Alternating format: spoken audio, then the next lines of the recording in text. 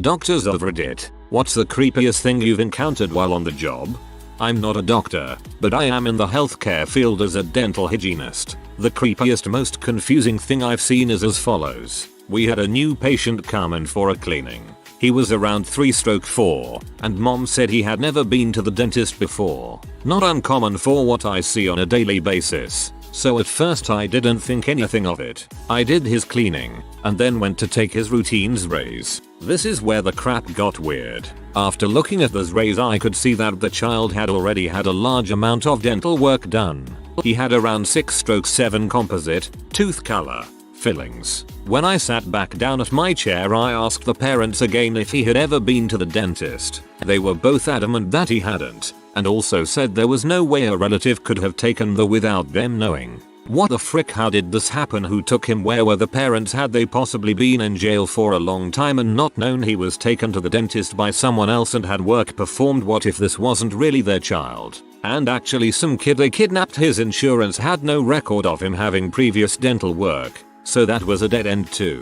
I think about it often, but know that ultimately, I'll never get an answer. It sucks. The family never came back in for his routine cleanings. I just hope that whatever the situation, the child is safe and being taken care of. My great-grandmother told us the exact day she would die more than 2 years in advance. My great-grandfather had passed away years earlier, and she was always telling us she wanted to go home. Her wedding for pass away and get back to granddad. Well, I had one child and she was waiting for her to turn 2. But right before my daughter's 2nd birthday, I got pregnant with my son. I was barely pregnant, but she told me, "I'll wait till this baby is 2, then I'm going home." She adored her great-great-grandbabies and told everyone she was waiting till the baby boy turned 2, and she passed away in her sleep on his 2nd birthday. Though I was sad. I mean, she'd been planning it for 2.5 years. But seriously, to the day. Paramedic here. We got a call to go out to a scene for an elderly woman with chest pains. Arrive at the house. Front door is open. We knock. Hear the old woman calling out from the back. I'm in the back room in a very monotone and calm voice. My partner and I go to the back of the house looking for this woman.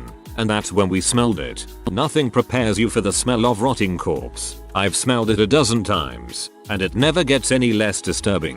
We radio for police and ALS backup as we move through the house. We opened the door to the master bedroom, and there is our patient. She is approximately 80, and she is staring at the master bathroom with these cold, dead eyes. She never once looked at us as we approached her and began talking to her. I got to the bedside and got in front of her gaze, and she just looked right through me. I turned around to see what she could possibly be looking at, and there was the source of my smell. A man, about the same age as my patient, is on the floor with very little left of his head still attached to his body. A shotgun lay on the floor next to him, and most of his head was strewn about the walls and bathroom counter. We loaded the woman up in the ambulance, and our police backup pulled up. I don't think that woman blinked once the entire time she was in our care. Totally fricked me up.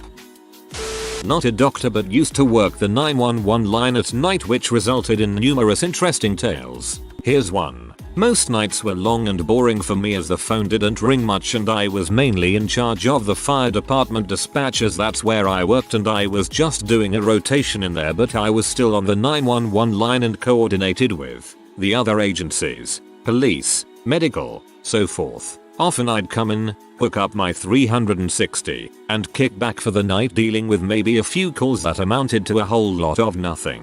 So there I am playing Fallout 3 when the 911 line goes off, and I answer without any problem. Me. 911. State your crime or emergency. Guy, incredibly calm voice. Hello. I was just attacked by 2 large black men who beat me, mugged me, and then cut off my dong. I just sit there in silence for a moment, trying to process what I just heard. Me. So I'm sorry. Did you just say they cut off your dong? Guy. Yes, they did, and mugged me too. I'm in desperate need of medical attention. By now I'm sounding up all kinds of alarms to get everyone rolling because this is doing to be a long one. Me. So I'm going to need your location so I can get you help.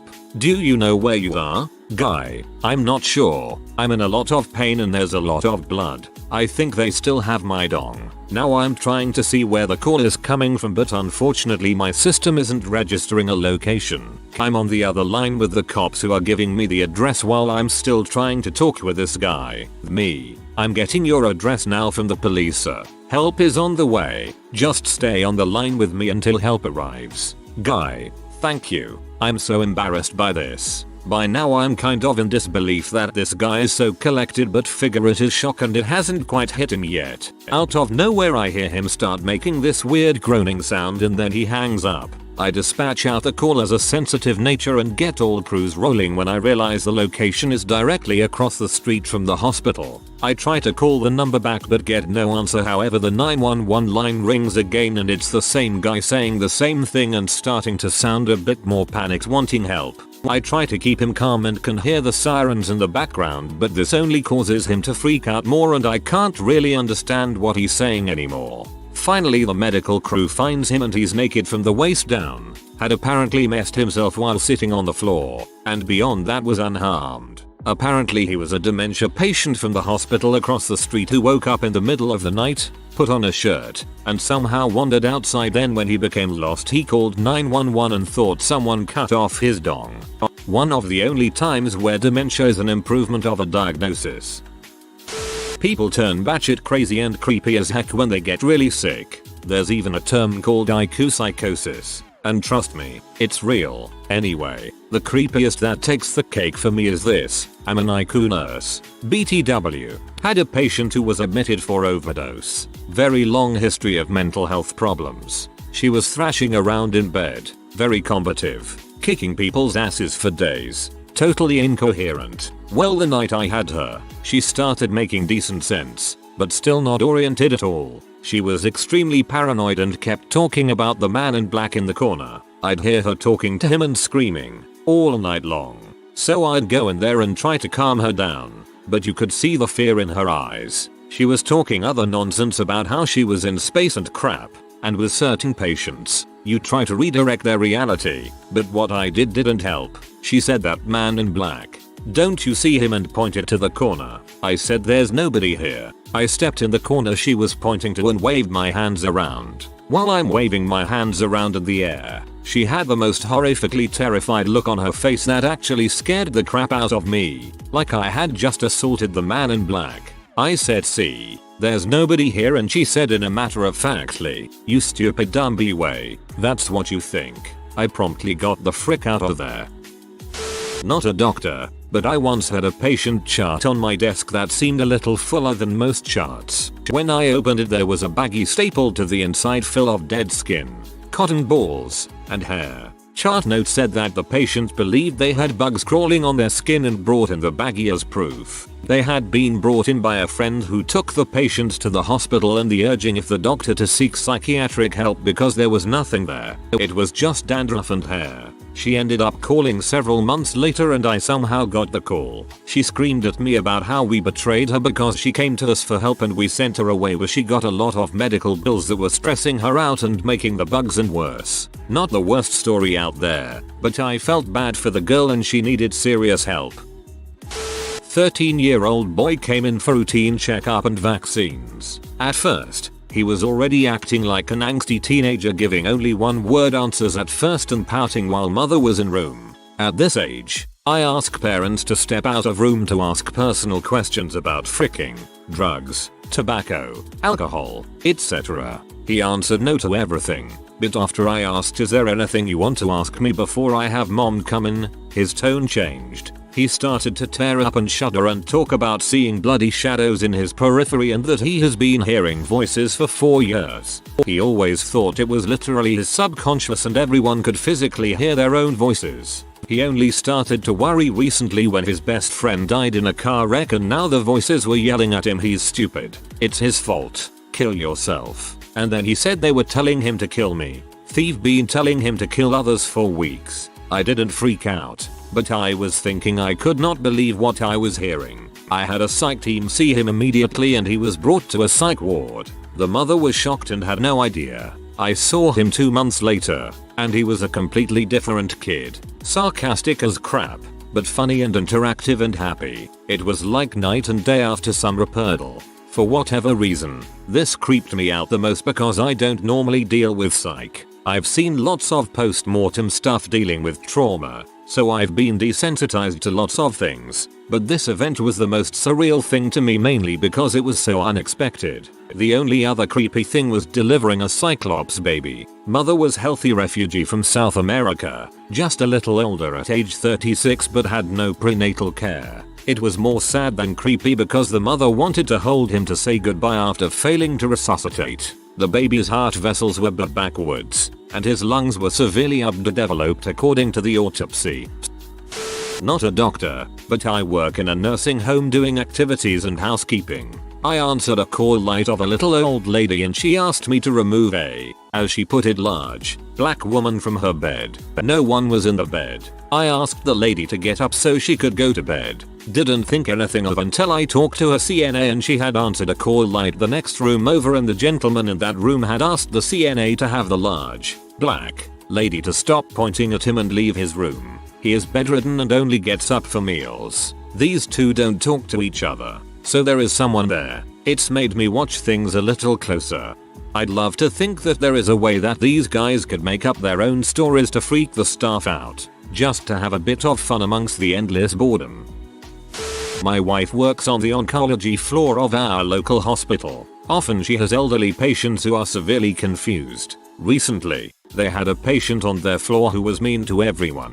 He was a wife beater and got physical with some of the hospital staff on multiple occasions. His health quickly turned very bad, and soon after this happened, the man, who was in a cold room, began telling people he was literally on fire. He even called 911 to report him burning alive in his room. He reported seeing people in his room telling him how horrible he was. He also claimed to see a horned creature emerging over the end of his bed telling him that "You're coming with me." She requested not to have that patient anymore. Obligatory not a doctor statement, but I work in a nursing home. I wouldn't say it's the creepiest thing ever, but I once had a patient who was hallucinating and kept talking about the person behind me. I knew he was hallucinating, but I'm not gonna say I didn't turn around and check a few times. That's the kind of creepy I wanted to hear. I flew to Florida from Ontario to pick up my 95 years old grandmother to take her back to Toronto. She has severe dementia and constantly was hiding food and Kleenex all the time for her protection in her mind. On the plane she kept talking nonsense, and just before we landed she said to me, "I think this will be the last time I go to Florida. Why are you here with me? I wouldn't want to travel with me when I am being so crazy all the time, but I love you for doing it, grandson." Right after that she asked me how much she owed me for picking her up and then slipped back into complete dementia again. I will cherish that conversation for a long time. She passed away 1 month later. RN here. I took care of a lady once. She nearly died of sepsis, blood infection. She'd had multiple strokes and coded multiple times in the ICU. They'd given her Levofed. Levofed, or leave them dead, is what we say because Levofed shunts blood from your extremities to your vital organs, usually resulting in necrosis, death of peripheral tissues. This means when she came to me her fingers and toes were all black. She wasn't quite right, and I've seen lots of crazy, but she truly unnerved me. She never talked, only whispered in this bright bubbly voice, like a little girl's, but she said awful things, like "Can you push me outside so I can chew my fingers off?" and she would smile all time. She also had some really bad pressure ulcers, bed sores, from just basically being immobile for so long.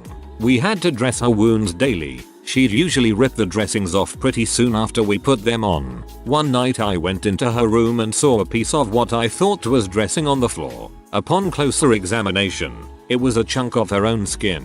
A partially healed skin graft to be exact. Still gives me shivers. Not a doctor, but I work in a personal care home. We used to have a resident who would constantly yell out "hello." Drove us a bit bonkers. After he passed away, a lady moved into the room. One night I was working a double, evening to nights. She pulled her call bell. I went in and she asked me to make him stop. Make who stop what? The old man standing beside the bed. He won't stop yelling "hello." How do you just not quit your job and move to Kuwait after that? Not a doc, but I am an EMT. Honestly, old demented women holding baby dolls. They pet them and crap. That baby is real to them. freaks me the heck out. While on an infectious disease elective, I took care of a patient with a brain abscess. The abscess had knocked out the language centers of the patient's brain, resulting in an aphasia. His words were completely scrambled 90% of the time. Ironically, the patient was a computer scientist software engineer responsible for coding groundbreaking voice recognition technology. The irony really creeped me out. I worked in an ER and the creepiest thing I can remember wasn't so much an event as a look. A 4-month-old child was brought in because it had basically suffocated in its crib due to neglect. The mother was there, watching her baby die, and maybe it was the drugs still coursing through her system. Maybe it was the shock, but watching as one of our priests tells her outside that trauma bay heaven has claimed your daughter, the glassy, 1,000 mic stare she gave as she asked if there were police going to her house and if she could go home. Something that utterly wrecked everyone an hour, and she had this otherworldly, totally distant look because she was thinking about how she's going to get busted. Some days, your faith in humanity is tested. Not a doctor, but both of my parents were, so here's a couple of the weirder stories I remember. Mum was in a doc. One night a guy came in who had tried to commit suicide. He had used a shotgun, but had stuck it under his chin instead of in his mouth and had angled it wrong so that he just blew most of his face off instead. Apparently he only lived about a block from the hospital, so he just walked over with no jaw or nose and only one eye. Basically just a couple of bloody, rasping holes instead of a face. He was in such a state of shock that he just calmly walked in and sat down in the waiting area. The other is much less gory, and mostly just weird. After retiring, Dad worked in geriatric care for a few of the nursing homes around town. One guy had this really weird affliction that I can't remember the name of, but it caused him to have really weird hallucinations, like snakes coming out of his nose and mouth. The strange part was that he was completely lucid and actually really intelligent, and my dad would talk to him frequently. They would be discussing films or philosophy, and the guy would occasionally calmly say, "Hang on a second,"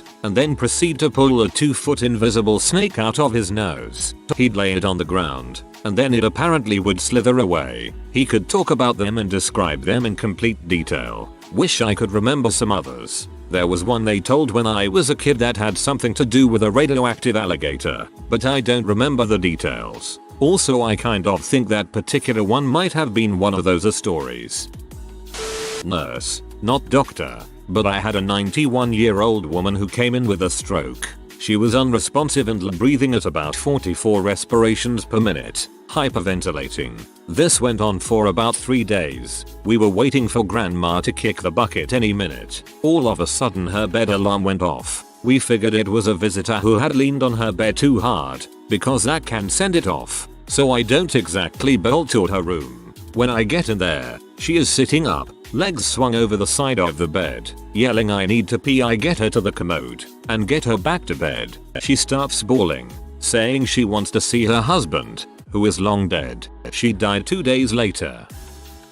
Not a doctor, but a nursing student studying psychiatric and geriatric nursing. We spend 12-hour shifts at the hospital nursing home, twice a week, and usually rotate patients. One of the things that constantly freaks me out is when a patient says something like, "I'm dying." They usually do die within a couple days, if not hours after having said that. At one of the nursing homes we did clinical at, they take this as a very serious ominous sign. I've seen this in both critical care patients and patients who are expected to discharge that same week. It's not uncommon for them to say they see their parents, loved ones, etc. and then pass away shortly after. Not saying every patient that said that has died, but I've seen enough that I take it seriously and it gives me the spooks. Not a doctor but care provider in a home for developmentally disabled adults. Some details changed for anonymity privacy. A long-time client whose mentality interests were comparable to 4-6-year-old would cover his head with the bedding when he went to bed. When staff playfully asked him what he was doing, he'd tell staff he was hiding from the ghosts. He never identified the ghosts and did this for years, so staff always thought it was just the client being playful. At one point this client didn't want to do his normal routine like eat, drink, stay up to watch television, or use the restroom while bathing. The client said he was seeing ghosts and pointed. Staff replied, "What ghosts?" and the client said, "My mom and dad. Going to take me home." Staff gently reminded the client that his parents had already passed away, that they couldn't possibly take him out that weekend. Within 72 hours of telling staff he saw the ghosts of his mom and dad, that client went to the ER, was admitted to the hospital, and passed away. I was the one that had spent half the night in the ER with that client. I had taken him to the ER before and other routine medical appointments. This client was known for being rather combative during such visits but was unusually peaceful the entire time the last time he went to the ER. When I went to the client's memorial, I told the client's family that I thought he knew it was his time based on how calm he was. I didn't disclose the part about seeing ghosts of his parents shortly before the visit. If you are new to the channel, you can subscribe. I publish new videos every day. Until then, check another video.